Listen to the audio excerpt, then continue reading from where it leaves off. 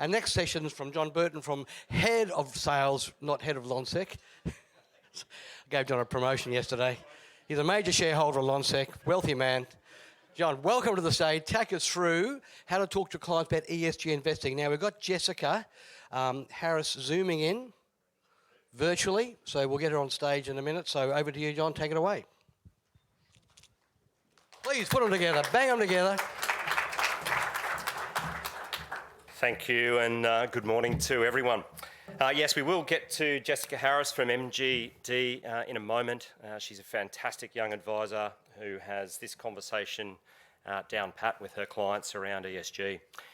Now, obviously the title is How to Talk to Your Clients About ESG. I know that every advisor in this room is actually having those conversations today. Obviously the regularity can vary depending upon how active you are in this market. The concept of ESG is not new. It was born out of the 1960s and 70s with the environmental and civil rights movements of the time. A great example of the social aspects of ESG came with the divestment of South Africa and the apartheid regime in the 70s and 80s. The first funds appeared, more active funds appeared in the 1990s, and certainly the MSCI started to measure a benchmark in the early 90s as well. My first conversation about ESG came with a client. I was a young and fresh-faced financial advisor back in 97, so someone said earlier they're showing their age. I think that really does show my age. This particular client was a fantastic client. They were a small business.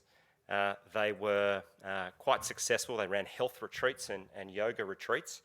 And despite their zen, they had a whole list of grievances with the world and a whole list of stuff that they did not want to invest in.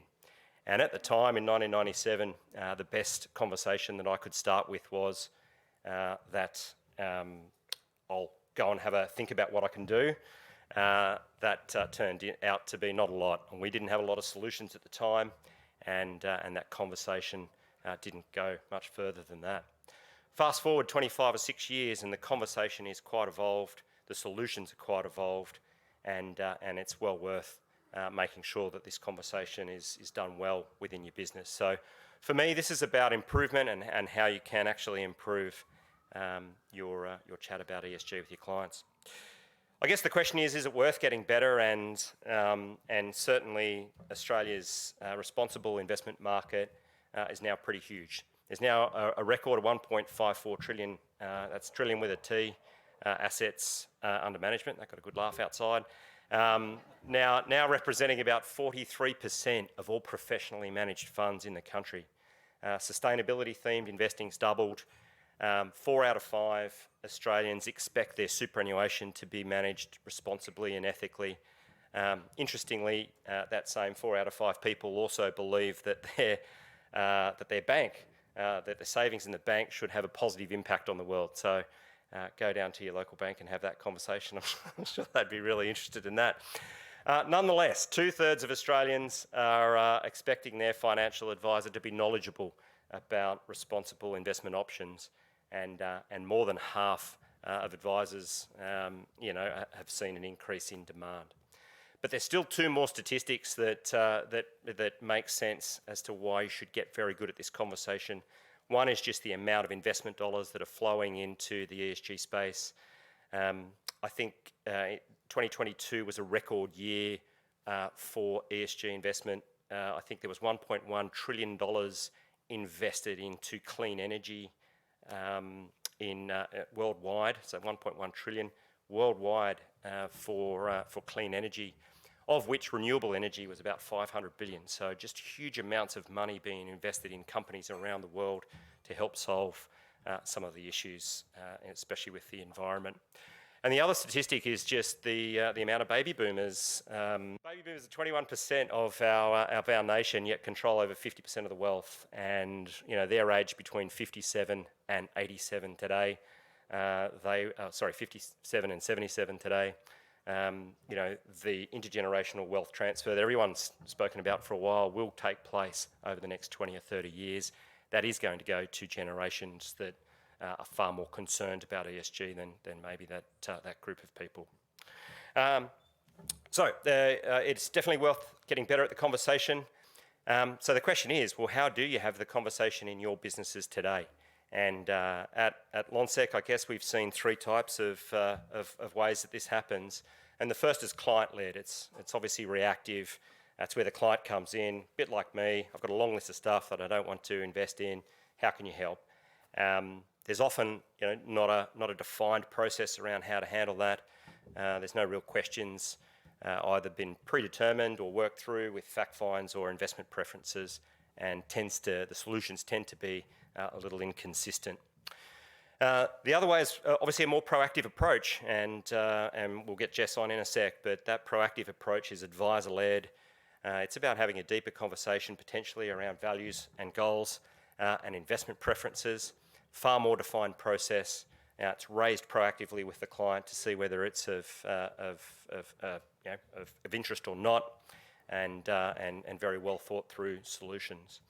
And the last one, which we're seeing more and more, and I just had a conversation at morning tea about this as well, is strategic.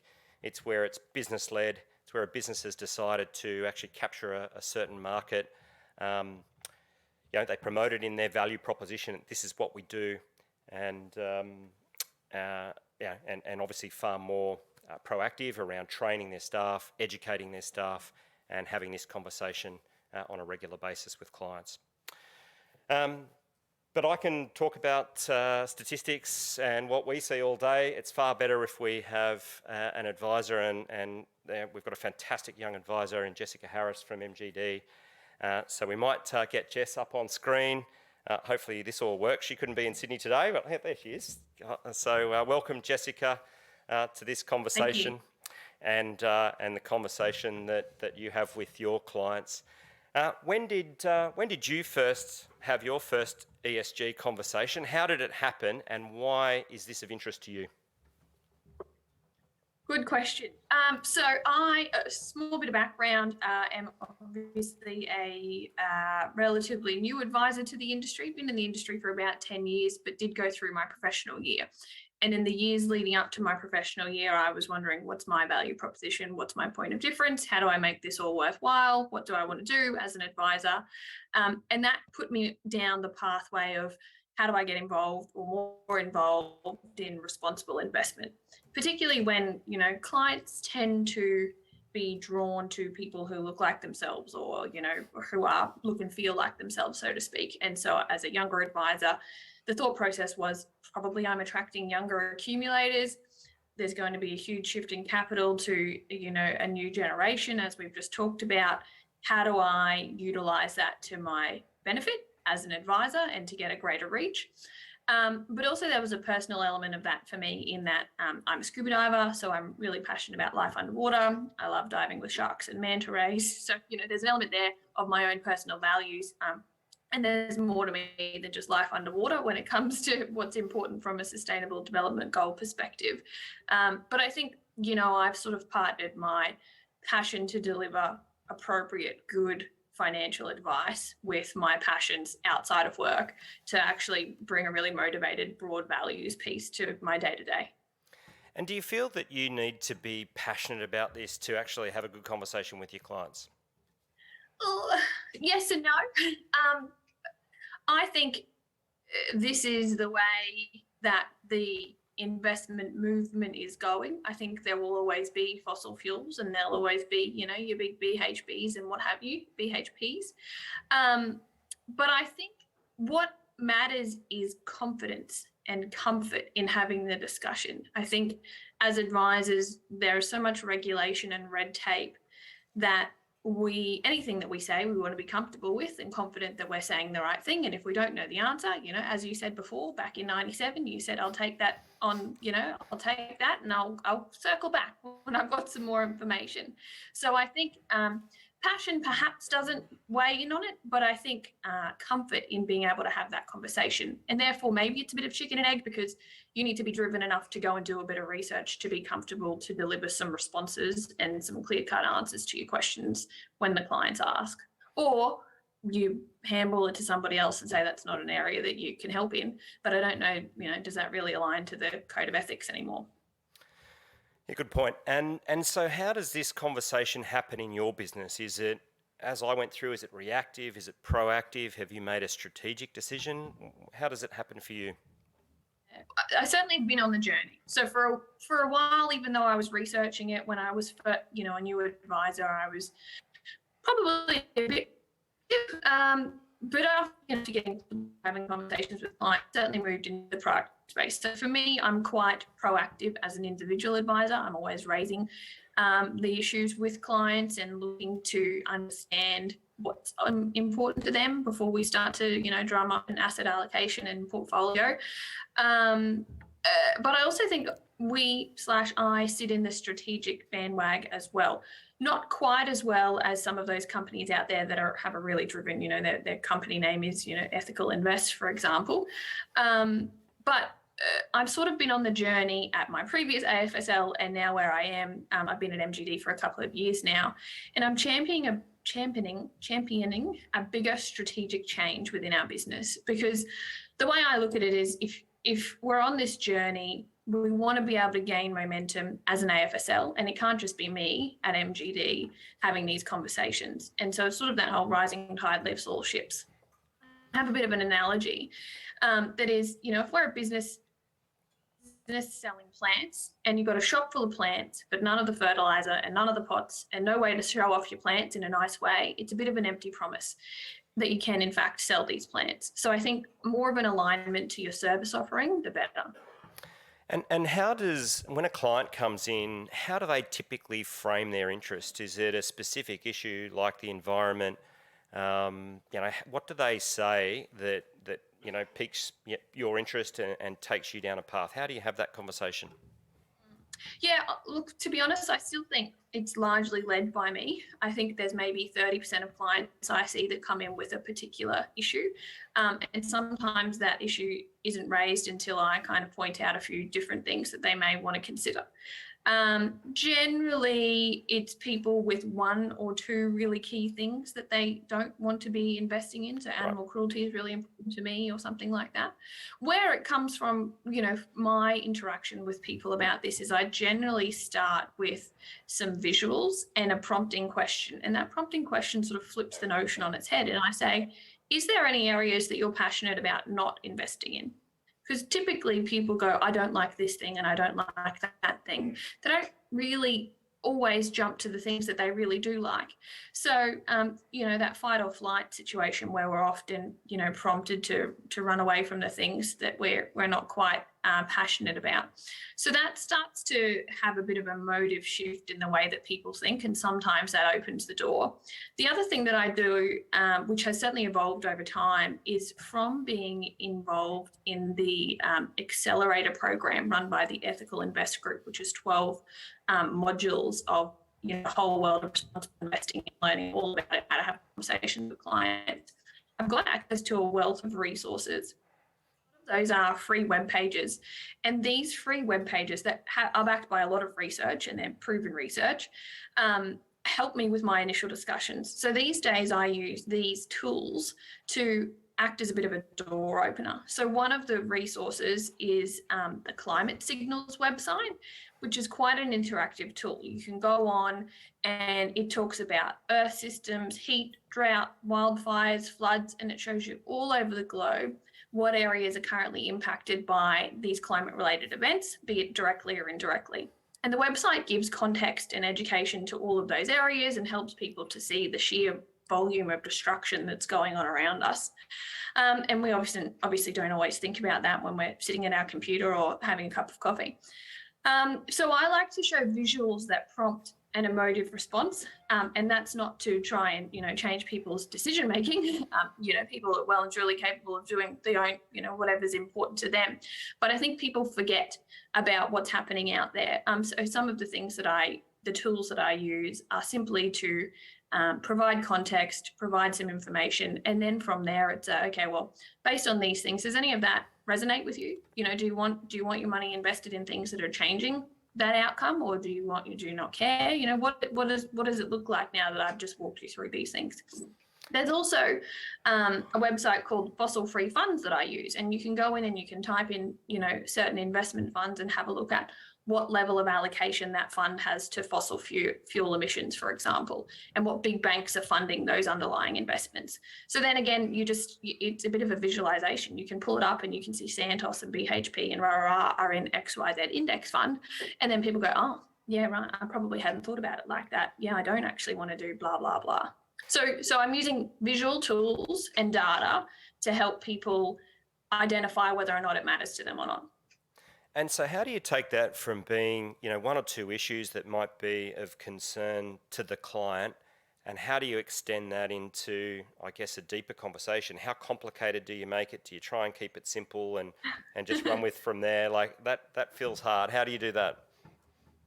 It is hard. I still don't have all the answers.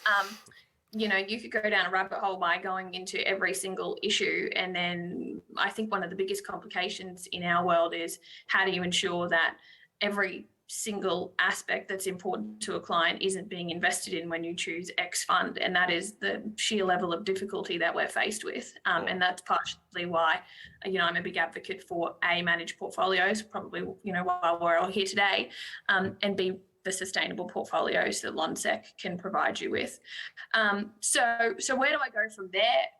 That probably links back to what I just said. There are some sustainability reports that Lonsec have, and they're rating a bunch of different managed funds on where they sit from a sustainability perspective. And every single one of those reports, I'm sure everyone in the room has seen them, has what allocation to the sustainable development goals each fund has a play into. And so you can start to have a conversation with a client about this fund in particular touches all of these different areas of these 17 sustainable development goals. It's less in this area and more in this area. Generally, what I try to educate people on is if animal cruelty is really important to you and that's the only thing you care about, just give you a bunch of funds that are all about doing right for animal cruelty, because you're not going to get diversification and you're probably not going to get the right performance outcome over the long term. You might be able to have some of that, or definitely, have that be a part of your portfolio, and we can make sure that the investments that you want to invest in don't have anything that align to animal cruelty, but we need more of other things. And so then I start to talk about the broader issues and the other ways that you can have an impact by investing your money in certain funds by using that 17, United Nations Sustainable Development Goals as a bit of a context and a visual. As you can tell, I'm quite a visual person. Got it. Okay, and Jess isn't on payroll, but thank you for the shameless plug. If you did this again, if you started again, how would you do it differently? And I really mean the conversation with the client. What are some of the tips and traps that you could offer some of the advisors in the room? Yeah, good question. And as I said, I'm still on the journey, but I think my key takeaways are actually to be consistent. So be consistent with raising the issue. If you decide you're going to spend a bit of time researching, whether or not that's hours and hours or 1 hour a week or less than 1 hour a month, whatever it is, if you decide this is an area you're going to start to address with clients, and rightly so, consistent with raising the issue, drown out the noise of those around. There will always be other people in the room, other advisors who don't either believe in it or don't think it's worthy or think that it's mainstream enough and it's not worth bringing the conversation to a head. So I think be consistent with raising the issue. I would certainly say that there was a time when I first started this journey where I was hit and miss. And some of that was confidence. Some of that was the people around me saying, oh, it doesn't matter. Be consistent to your own personal belief. And secondly, I think the other key learning for me is be consistent with your terminology. Figure out how you want to frame this. Is it ESG? Is it responsible investing? Is it sustainability? What is your word? What is your mantra? What is your reason? And incorporate that and be consistent. It's certainly a key factor to have a really solid value proposition in this space, so that and as advice businesses are growing quickly, having a one-way, same-way approach in your practice is, I think, going to be important as more and more people come in and raise these issues. How do you have the performance discussion? Is there a different discussion around risk and performance than you would with traditional investing? Yeah, some clients who are generally coming in and they're passionately invested in responsible investment solutions, and they're not too worried, and they understand it. They've done enough research themselves that they're not quite concerned about performance. Other people, when I raise the potential to invest in this way, they do say, what about performance? I don't want to give away performance for all of these good things. Whilst they make good sense, this is my retirement we're talking about, et cetera, et cetera. There's a lot of research out there that kind of myth busts that there is poor performance when it comes to sustainable investing. I think the key thing that I lean back on is generally we're talking long-term investment solutions. That is what sustainability is all about. So we can't just look at the last 6 months and go, yeah, it's been rubbish. We need to be thinking about the long-term impacts of the performance. And as you said earlier, John, where did this all stem from? The situation in terms of being able to invest responsibly or sustainably has been a decades-long approach, and it's only getting better and more important.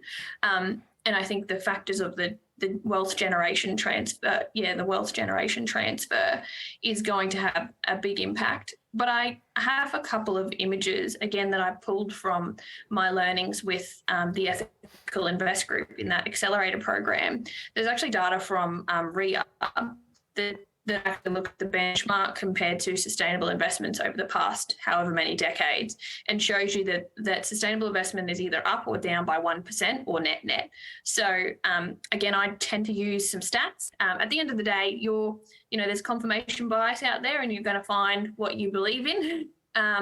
So I think it's just a matter of having a really comfortable conversation with clients, talking to them about what to expect, what kinds of things will happen in in the market that either show poor performance or strong performance in a sustainable portfolio, so that when they see ups and downs, they understand why, and they're not going, oh, well, this is just because I'm, taking a stand and investing in XYZ value. Yeah, it's a really interesting point, and I think the demand will continue to grow. Our speaker in Melbourne is in the centre of Melbourne, and he's got a lot of corporate clients, people coming down from their office to speak to him. And the corporates are obviously talking about ESG all the time with their employees, and so his rising demand has come from just normal workers coming from a corporate and asking the question in the business. How do you have the conversation around greenwashing? Does that get raised a lot? Do people kind of Google ESG at the moment or come in and say, well, tell me about this greenwashing? How do you have that conversation? What do you say? I've actually never had that conversation. So, and I don't think I've had it because when I'm raising responsible investment solutions or the issues, I'm talking about this out there as problems and how we might be able to solve it. I'm bringing, tools and research to the table to talk about how we can support a client in investing in the right thing. So again, if I come back to those sustainability reports that Lonsec have, I can show the wealth of data and information that has been able to, stir up the outcome and the solution and give some confidence to a client. At the end of the day, I'm not a stock picker. I'm not here to say, X company is doing Y. That's why we employ research houses and asset consultants. And that's why largely when I'm doing sustainable investing or any investing, I'm using managed portfolios. So I'm relying heavily on the asset consultant and the research houses. And if you can't rely on them, then I think that what are our options? So I've never actually had someone come in and say, I don't want to be greenwashed. I have people come in and say, tell me more about what I can do after I obviously open that door. Yeah, got it. And look, we might have to leave the conversation there for now, just in terms of time. So we might go to a few questions for Jess. We've obviously got a live one here. So are there any questions, I guess, in the audience for Jessica and how she has this conversation?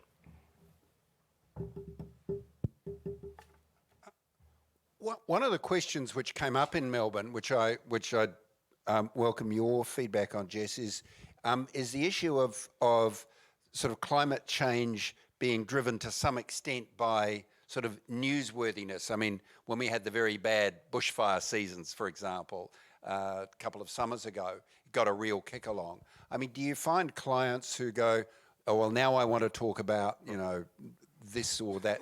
I want to talk about climate change now. I want to talk about the things that are making it to the media. Yeah, absolutely.